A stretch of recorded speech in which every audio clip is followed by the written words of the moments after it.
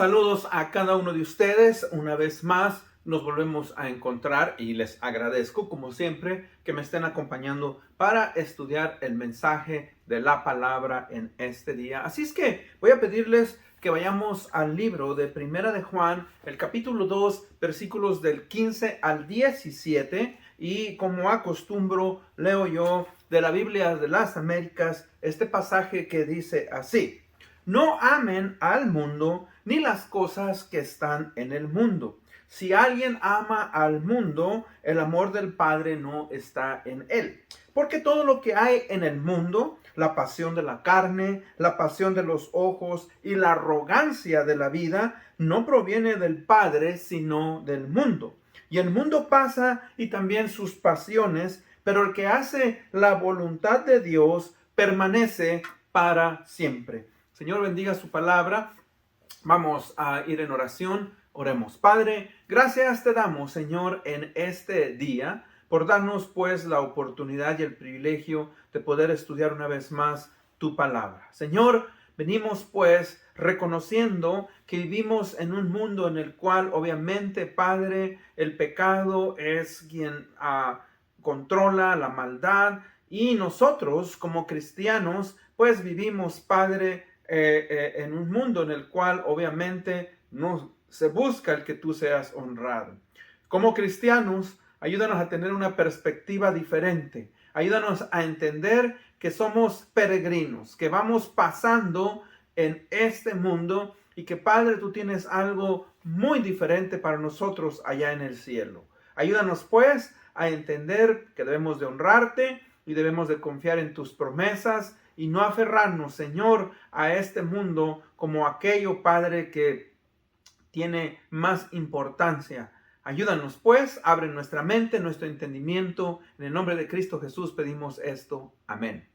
Bueno, en este día voy a regresar a la carta de Primera de Juan. Estamos estudiando Proverbios, estamos estudiando también, ¿verdad?, la primera carta de Juan. Y considero que este tema es muy interesante. El tema de hoy está basado en la primera carta de San Juan, capítulo 2, 15 al 17. Y nos habla, ¿verdad?, sobre lo que es el mundo. Ahora, el tema entonces es la iglesia y su respuesta al mundo y su atracción. Cuando hablo de la iglesia, recuerde, no estamos hablando de un edificio, estamos hablando de aquellos que han sido salvos, aquellos que han hecho una profesión de fe y que se han integrado y que forman parte del cuerpo de Cristo. Cada miembro, cada individuo que recibe a Cristo viene a formar parte de la iglesia. Ahora, como iglesia, Cristo obviamente nos ha dejado en un mundo en el cual, no se busca honrar a Dios. Y tristemente, pues nosotros como cristianos también tenemos que llevar a cabo nuestro trabajo y siempre manteniendo, ¿verdad?, nuestra vista, nuestra visión, nuestra perspectiva adelante, buscando las cosas que son de Dios. Y este pasaje pues empieza diciéndonos que no amen al mundo ni las cosas que están en el mundo. Si alguien ama al mundo, el amor del Padre no está en él. Comentaba yo a los hermanos que cuando a uno de mis hermanos vino a los Estados Unidos, yo estaba aquí, yo vine primero, él vino 6 meses después con su esposa. A la iglesia a la cual asistíamos había un hermano que era muy extrovertido, un hermano que era muy bromista, y pues nosotros, nuestro apellido de nuestra familia es Mundo. Mi nombre es Rafael Mundo y tengo mi otro hermano. Entonces, pues mi hermano, al ser casado, este hermano en manera de broma le dice: hermana, la Biblia nos dice que no amemos al mundo, así es que deje al mundo y siga a Cristo, dándole a entender que tenía que dejar, ¿verdad?, una relación con su esposo. Obviamente, mi cuñada le respondió y le dijo: pues a mí Dios me permite amar al mundo, pero en este caso a este mundo, quien era, ¿verdad?, mi hermano, y seguir adelante. Ahora, eso es una broma, es chistoso, pero en realidad nosotros como cristianos, el cristiano tiene que entender varias cosas. O sea, que nosotros, a pesar de que vivimos en un mundo en el cual obviamente nacemos y físicamente nos desarrollamos y de otras maneras también nosotros participamos en este mundo, nuestro apego a este mundo no debe de ser algo como que nosotros, ¿verdad? Tenemos a la última estancia y como que fuera lo máximo. No, no es así para el cristiano. Ahora, hay varias definiciones de lo que es el mundo y quiero empezar primeramente con la definición que tengo aquí, que posiblemente va a ver usted ahí en la pantalla. Mundo. El mundo, o como es conocido en la Biblia, el cosmos, de ahí usamos la palabra el cosmos. La palabra mundo quiere decir la cultura humana organizada y sistematizada que es encabezada por Satanás. Esta se opone a Dios y a todos sus designios. ¿Ok? Entonces fíjese que es bien importante que entendamos que cuando Adán y Eva pecaron en el jardín de Edén, el pecado entró a este mundo, a este cosmos, a toda la creación, y ese pecado ha afectado todo lo que nosotros conocemos. Aún en las estrellas, aún en las galaxias, podemos ver que hay un deterioro. Y cuando digo eso, el deterioro es que todo tiende al desgaste, todo tiende a morir, todo tiende a no tener energía, y eso es consecuencia del pecado.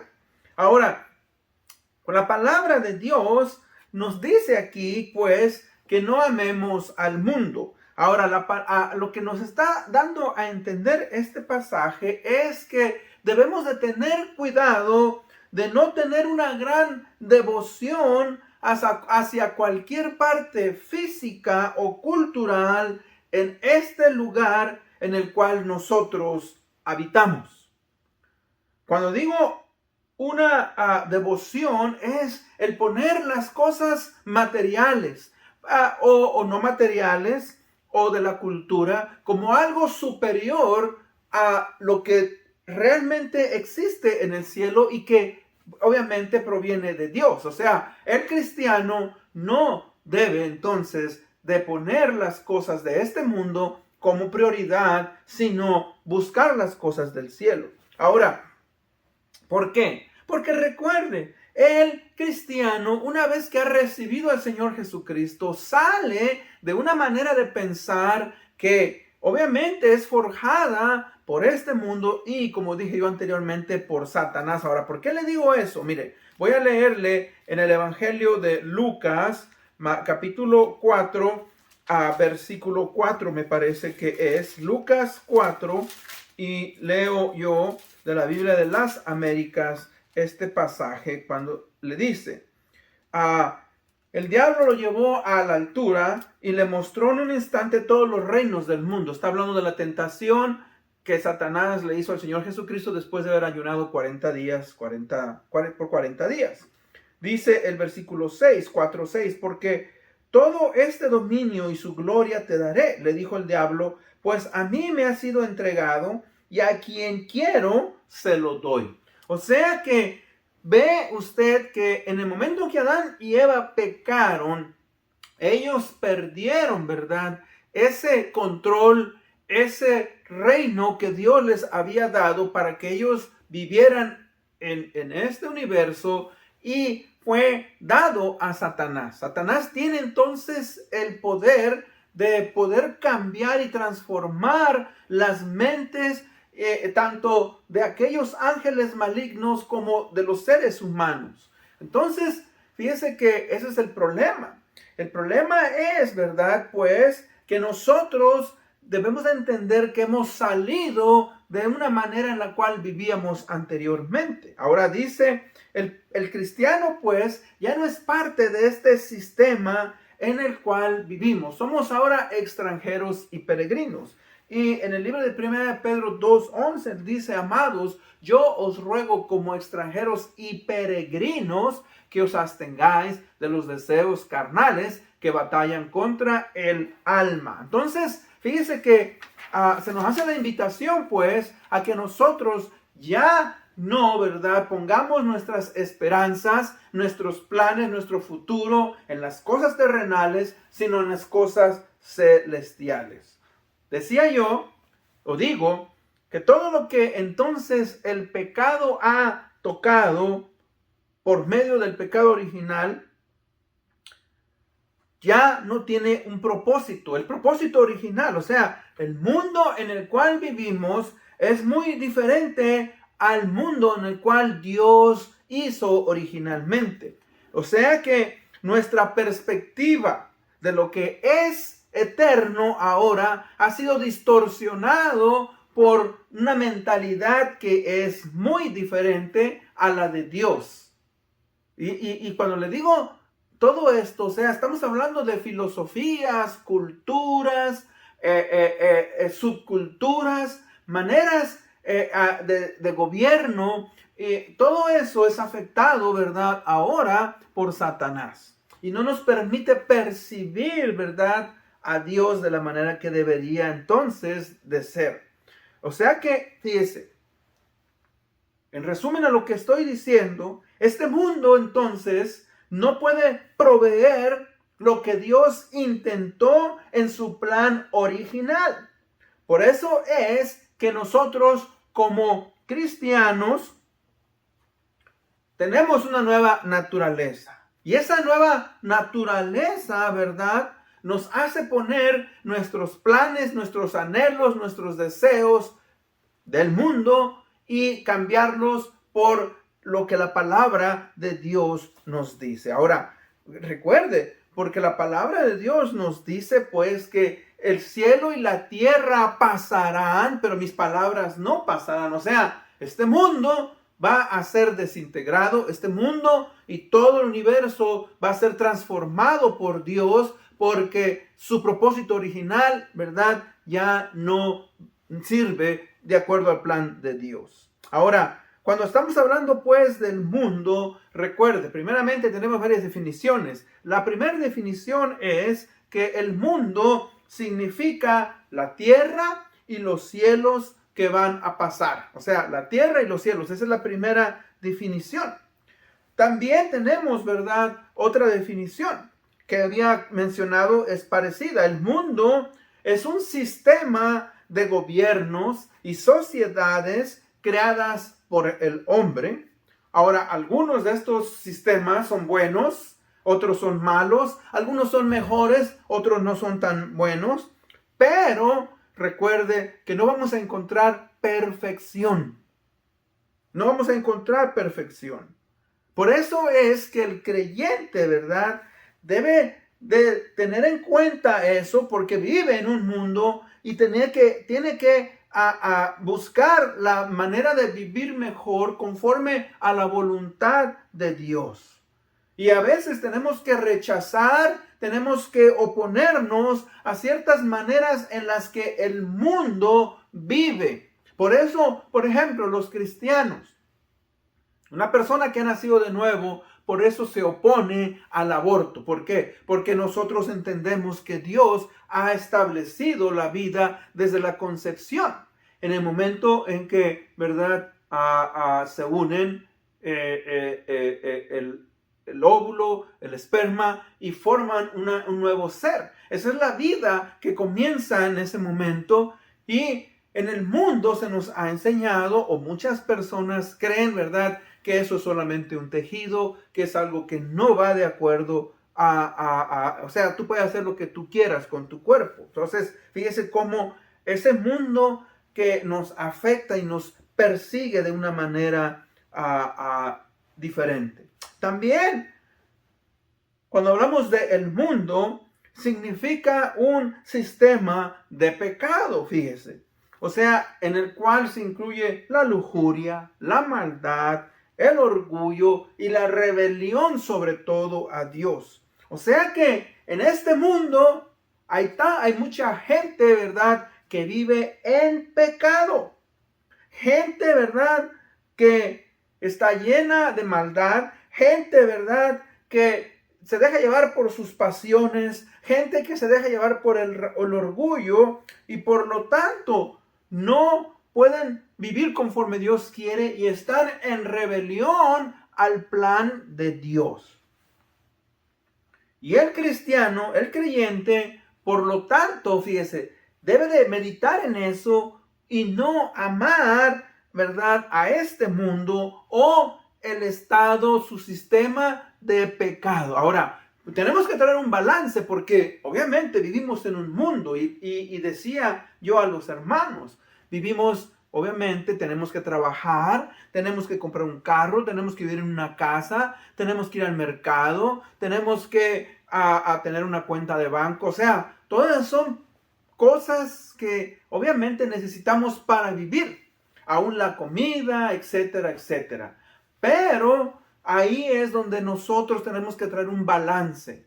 Yo no le estoy diciendo a usted, por ejemplo, ¿verdad?, que tire su televisión, no le estoy diciendo que tire su teléfono, que tire su tablet, no le estoy diciendo que no vaya de vacaciones, no le estoy diciendo que no tenga una casa y todas esas cosas que son necesarias para vivir. Pero lo que sí debemos de entender es que nosotros, mis hermanos, no debemos de aferrarnos a las cosas materiales o a las cosas de este mundo como que fueran el último o el fin último de nuestra vida. No, ¿por qué?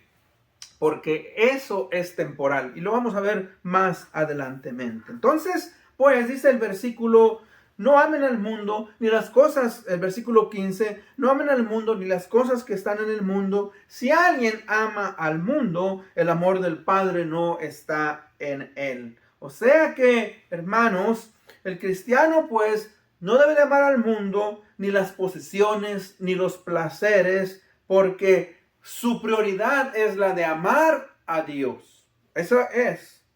Ahora, apreciamos y disfrutamos la belleza de este mundo que Dios ha hecho. Las cosas buenas, claro, una buena comida, un buen paisaje, un buen descanso. Y nos esmeramos, ¿verdad?, cuando construimos una casa y la hacemos bonita y compramos un carro. O sea, todo eso se disfruta. Pero mi fin o el fin de cada uno de nosotros no es, ¿verdad?, en que esas cosas nos den valor, porque eso no es correcto. Nuestro valor viene de lo que Dios nos ha asignado, porque somos hijos de Dios, somos reyes y sacerdotes, de acuerdo, ¿verdad?, al libro de Génesis. Somos ahora, ¿verdad?, hijos de Dios Altísimo, y ahora Él tiene planes específicos para cada uno de sus hijos. Y eso es siempre la invitación. Por eso la invitación, fíjese, es que si usted no ha recibido al Señor Jesucristo como Señor y Salvador, es posible que usted esté, ¿verdad?, conectado mucho con el mundo. O sea, exceso de trabajo, las posesiones, los deportes, vacaciones, tiempo de descanso. O sea, no podemos poner esas cosas por encima. Y la invitación es, ¿verdad?, que entreguemos nuestra vida al Señor Jesucristo. Que nosotros, ¿verdad?, entendamos que solamente en Cristo podemos llegar a tener, ¿verdad?, descanso. ¿Y que por qué? Porque un día vamos a morir y todo esto que nosotros tenemos va a quedarse aquí. Ahora, pues, a los cristianos, ¿verdad?, el mensaje a los cristianos es que nuestra vista, la vista de un creyente, debe de estar entonces enfocada en Dios. No debe de estar, ¿verdad?, enfocada en las cosas materiales como su prioridad. No, su prioridad es el serle fiel a nuestro Dios, amando a Dios por encima de todas las cosas. Fíjese que en Romanos 12:2 nos dice, no, ¿verdad?, se adapten, no se amolden a este mundo, sino sean transformados por medio de la renovación de nuestro entendimiento, para que podamos comprobar cuál es la buena voluntad de Dios, agradable y perfecta. O sea que el cristiano, pues, no puede amoldarse a las costumbres, a los gobiernos, a las culturas de este mundo, porque él tiene su visión, tiene su mirada, ¿verdad?, puesta en Dios. Ahora, ese es el problema. Mire, cuando nosotros tenemos algún accidente, vamos conduciendo, usualmente los accidentes ocurren cuando nosotros quitamos la mirada, la perspectiva de lo que está al frente y nos concentramos en otras cosas. Pueden ser otros carros, otros individuos, puede ser el teléfono, puede ser que alguien nos habla. Y cuando quitamos nuestra mirada, la perspectiva de lo que está enfrente, es cuando nosotros, ¿verdad?, tenemos un accidente. Y es lo mismo. Fíjese que cuando nosotros tenemos puestos los ojos en Jesucristo, en Dios, como nuestro destino eterno, vamos bien. Pero en el momento que empezamos, ¿verdad?, el mundo nos atrae y entonces nosotros quitamos nuestra perspectiva y nuestra mirada de Dios, empezamos, ¿verdad?, a ser controlados por el mundo. Y en este caso puede ser el materialismo, puede ser, ¿verdad?, que nuestro enfoque está más en nuestro trabajo, en el retiro, está en el deporte, está en muchas cosas que usted sabe que a pesar de que son necesarias, pero no es el fin de lo que Dios quería en nuestras vidas. Fíjese que otro pasaje que encuentro está en 1 Corintios 7:31. Dice, los que disfrutan de las cosas de este mundo, nos hace un llamado Pablo, dice, como si no disfrutaran de ellas, porque este mundo en su forma actual está por desaparecer. Esa es la Nueva Versión Internacional.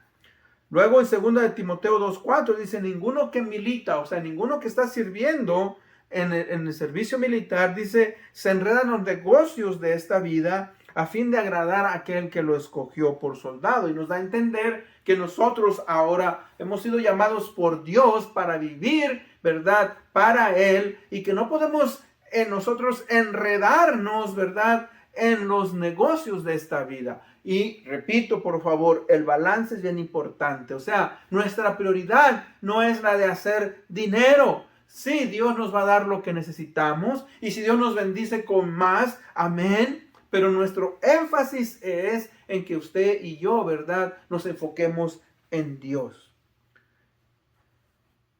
Entonces, fíjese que el cristiano tiene tres enemigos. El cristiano en su vida espiritual tiene tres enemigos. Primeramente, tiene a sí mismo porque tiene una naturaleza pecadora, lo que llamamos la carne o una naturaleza pecadora.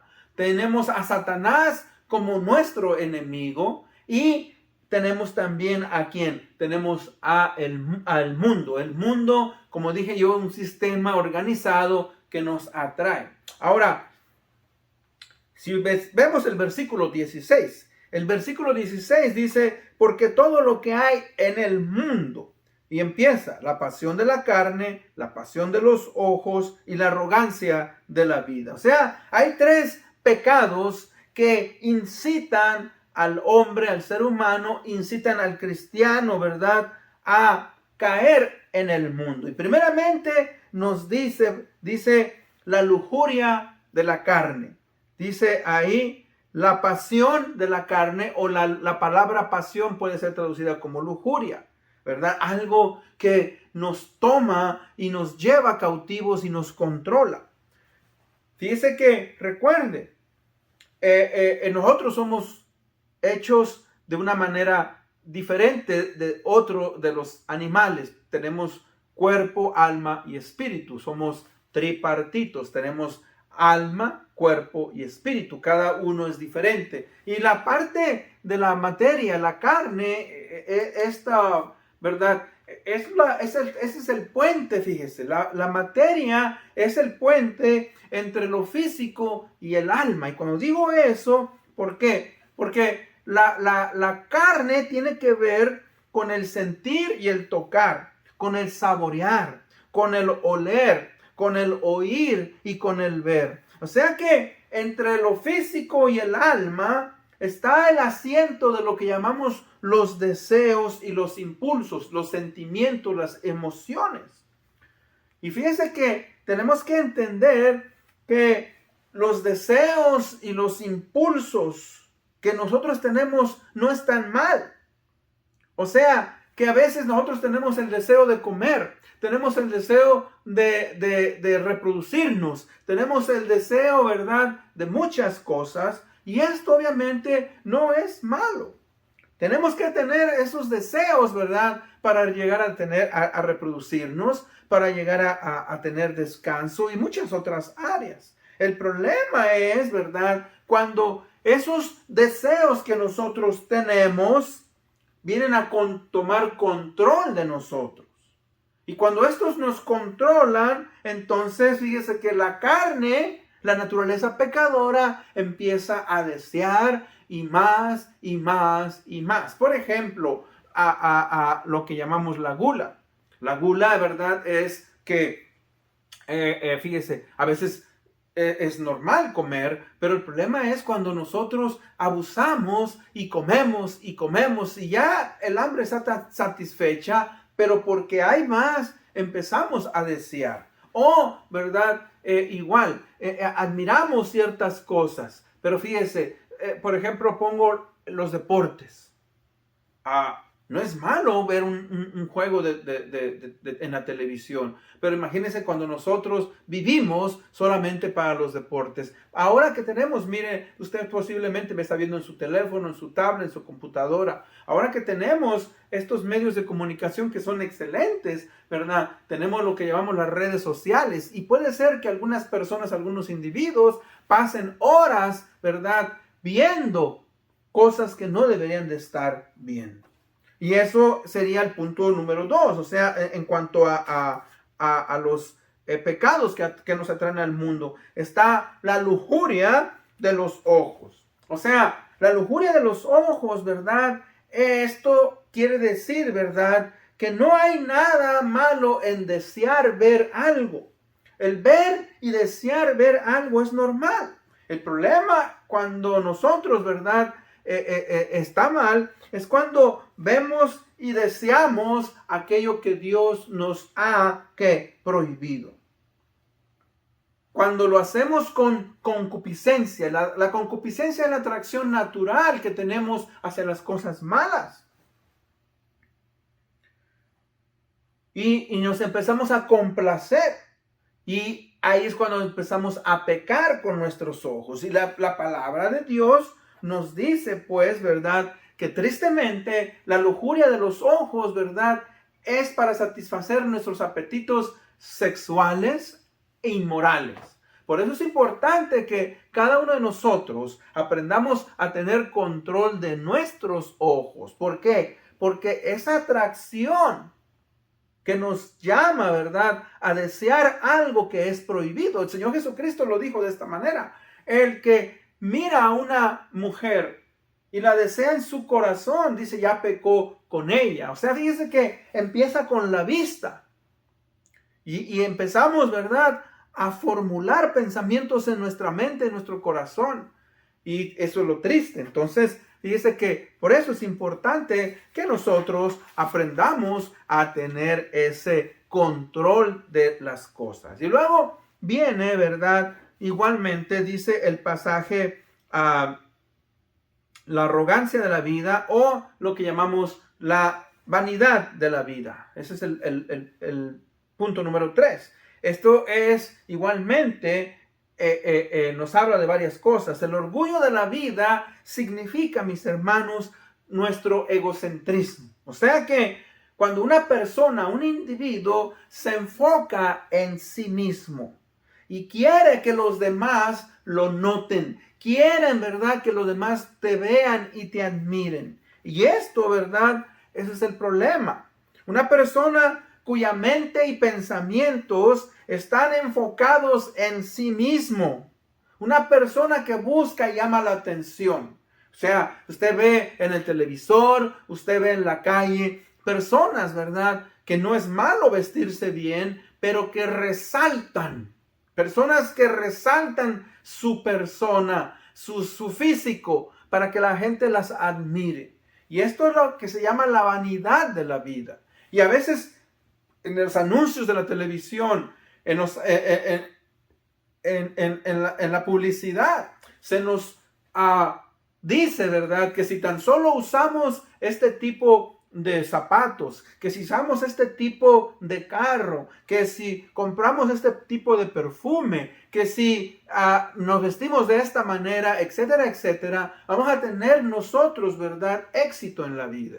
Y recuerde, ninguna de estas cosas va a proporcionarnos éxito en la vida. Al contrario, o sea, esas cosas nos dan valor, pero ese valor es pasajero. ¿Por qué? Porque cuando uno, mis hermanos, se enfoca en sí mismo, es una persona que busca la atracción a través del vestido o de la apariencia. Busca atracción a través, ¿verdad?, de la riqueza o de la posición. Busca honor o reconocimiento a través de la fama. Busca el poder.